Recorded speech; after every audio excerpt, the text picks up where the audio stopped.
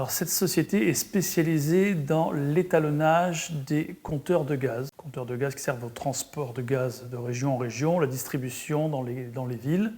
Et nous sommes un des rares opérateurs en France dans ce domaine. Je connaissais l'existence de la CPME, même sous son nom ancien, depuis très longtemps.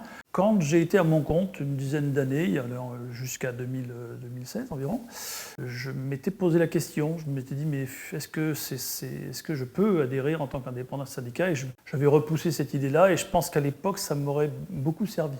En devenant dirigeant de Sésame Exadivi, j'ai trouvé assez évident rapidement de me rapprocher de cette structure. Notre entreprise qui a 19 salariés a tout intérêt à être présente dans ce type de groupe au niveau d'un département, au niveau d'une CPME 86, pour tout un tas de raisons, notamment pour connaître d'autres entrepreneurs, connaître d'autres problématiques, être conseillé.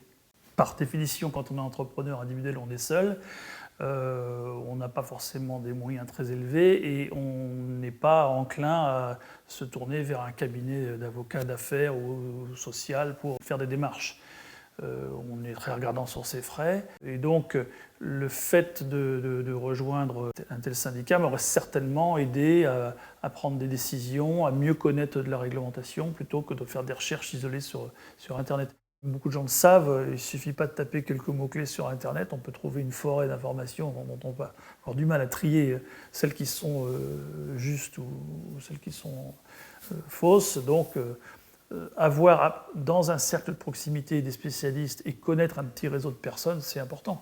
Là, très récemment, la CPME met sur pied un petit cercle de travail pour conseiller ses membres pour l'export. Il est clair que pour moi, le dossier, le cercle export qui se monte va évidemment nous permettre de nous lancer avec confiance dans des actions.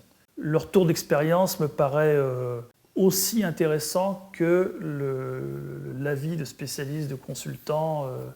Localement, je pense qu'un des facteurs importants, c'est la capacité d'organiser de manière très régulière des informations aux entrepreneurs. J'ai pu assister par 2 fois des informations faites, des explications de texte faites par un avocat sur certaines problématiques, des accidents du travail par exemple. J'ai commencé la gestion effectivement de certains problèmes. Enfin, j'apprécie fortement d'avoir un décodage de certains textes. Je serais enclin à faire un peu de prosélytisme auprès de gens indépendants pour leur dire adhérez, ça ne vous engagera pas à grand-chose, mais vous verrez vite que vous aurez un entourage, un appui, etc. Et je pense que les indépendants, j'en ai connu quelques-uns, font leur boulot tête baissée, et puis d'un seul coup, ils ont un problème technique ou autre, et souvent, ils sont tout seuls. S'ils sont pas dans un petit cercle, ils sont tout seuls. Le premier que je mettrais, c'est proximité. Proximité, ça me semble le premier mot. Le deuxième mot, c'est aussi une forme de simplicité, c'est pas de doctrine. Et puis, effectivement, la valeur entrepreneuriale.